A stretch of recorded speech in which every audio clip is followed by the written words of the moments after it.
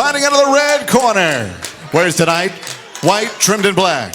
He weighed in also 129 3/4 pounds in 11 professional bouts. Holds a perfect record, 11 victories, no defeats, 10 big wins coming by way of knockout. Here's the undefeated super featherweight from Victorville, California, the reigning junior NABF super featherweight champion, King Roy Garcia!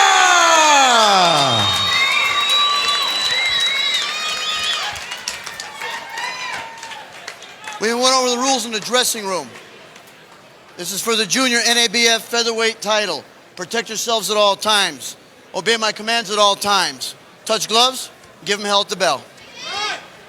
All right, that's Tony Zaino giving the final instructions, and Ryan Garcia told us after the fight, that quick 30-second knockout against Miguel Carrizosa. He was having dinner at the MGM Grand after the fight, and everyone went crazy when they saw his knockout made the SportsCenter top 10. He said, I hope that Valenzuela can take a shot so I can break him down and people can see my other skill sets beyond my lightning quick speed and my power punches.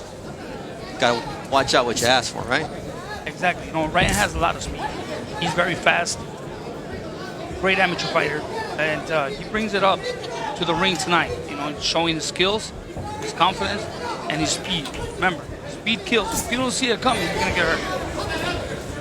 He's got the shorts say Raging Bull, honoring the late Jake LaMotta. So he said he's a boxing historian. He loves watching fights. His favorite fight to watch, Sugar Ray Leonard against Tommy Hearns. He said that fight had so many ebbs and flows. People bet their houses on the result of that fight, and it was Sugar Ray Leonard who came away with the victory. Nowadays, you don't see a lot of young fighters going back in history and watching some of those great fights. And you know, a young fighter like Ryan goes back and watches Tommy Hearns, Sugar Ray Leonard, and he was talking about it. So it's great. He learns a lot off of that. Honoring a legend, Jake LaMotta, a very charismatic kid. I asked him, you know, how do you not get overconfident? He said, I know there's a very fine line between being cocky and being confident. He says, but being in the ring, in the gym against fighters like Vasil Lomachenko, like Jorge Linares, and holding my own, that's where my confidence comes from knowing that I can handle that. But he's young, and we'll see how he does when a fighter takes his best shot and he keeps coming at him. And he's hoping that's Valenzuela who can really bring out the best in him tonight. It's very important for a fighter when they train and they get in the ring and spar. That was a great left hook. When they get in the ring and spar some champions, top-class fighters, you know, they know that, you know, their confidence is high depending on how they're doing it. And that's the case with Ryan Garcia here. He's walking Valenzuela down, just trying to find that opening.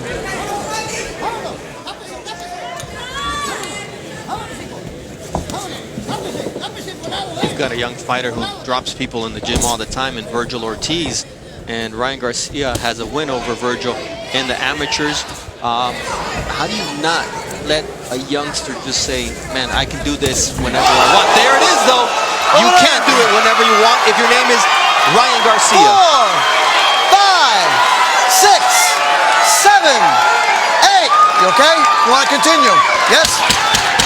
Box. Right. 8 seconds left here in round number 1. Garcia already put his power on display. Gonna try to land that left hook. Don't fall for it again. Easier said than done. This kid's speed is unreal. If you want to see some incredible footwork and speed, look at his Instagram page or his Twitter page. He's got over 160,000 followers on Instagram.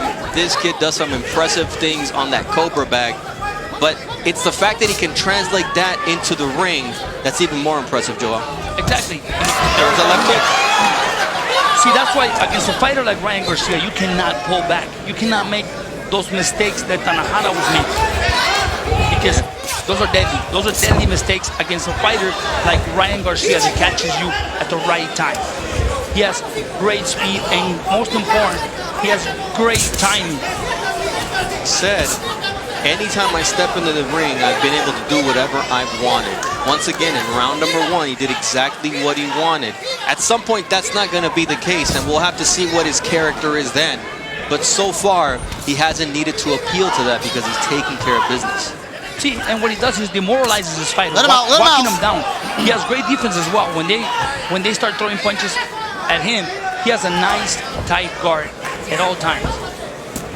You know, it's amazing that he's such a young man, but he's very poised, and he's also focused on what this career can mean to him. He said, you know, I don't want to be known as that kid who knocked out that guy on ESPN SportsCenter Top 10. He says, I want to go down as a great fighter. I want to win titles in multiple weight classes.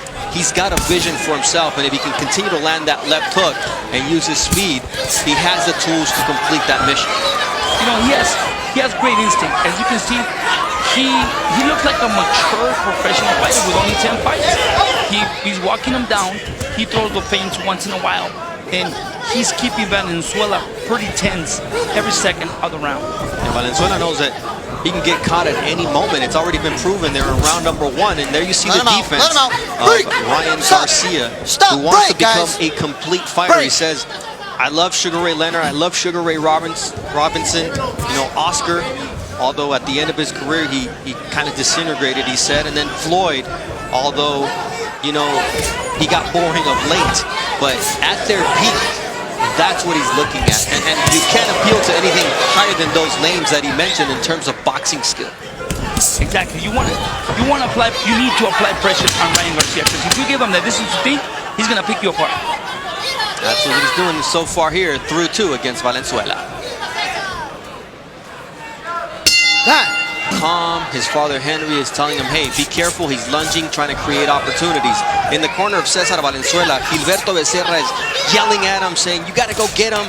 It's a sense of desperation. How does that affect the fighter? It does, because it's making you think that you're losing the fight. Obviously, he is losing. But you're putting him at risk by telling him, hey, go get him. You have to go get him.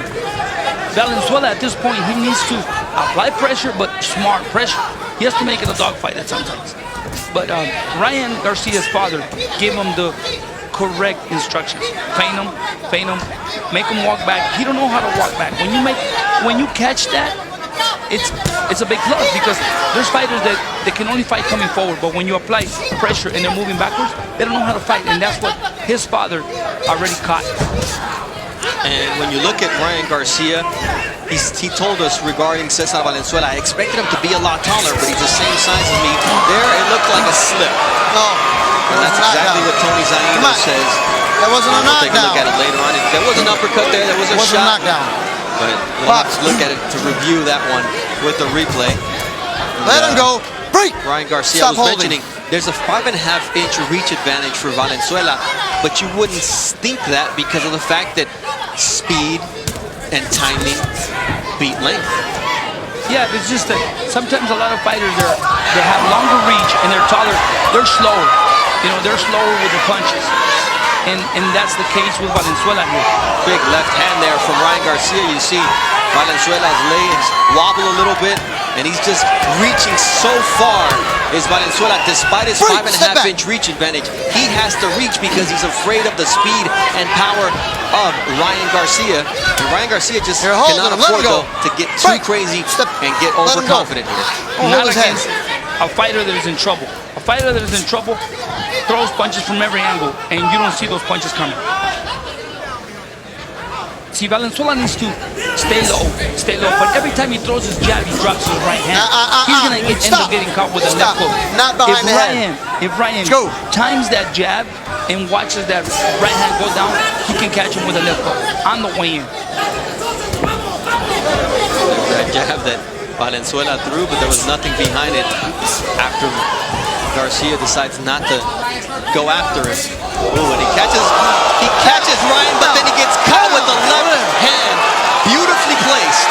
4, 5, 6, 7, 8. You want to continue?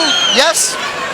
You said demoralizing his opponent, and that's exactly what Garcia did there. Valenzuela threw his best punch of the night, and he gets caught, and he's about to get finished here as the bell sounds. And it's a knockout. It's a technical knockout. Tony Zaino has stopped the fight right before the bell that signaled the third round, and Ryan Garcia has improved to 12-0. He is still undefeated, still Junior NABF Super Featherweight Champion, the fighting pride of Victorville, California, King Ryan Garcia! Ryan Garcia made an impressive statement here on Golden Boy Boxing on ESPN.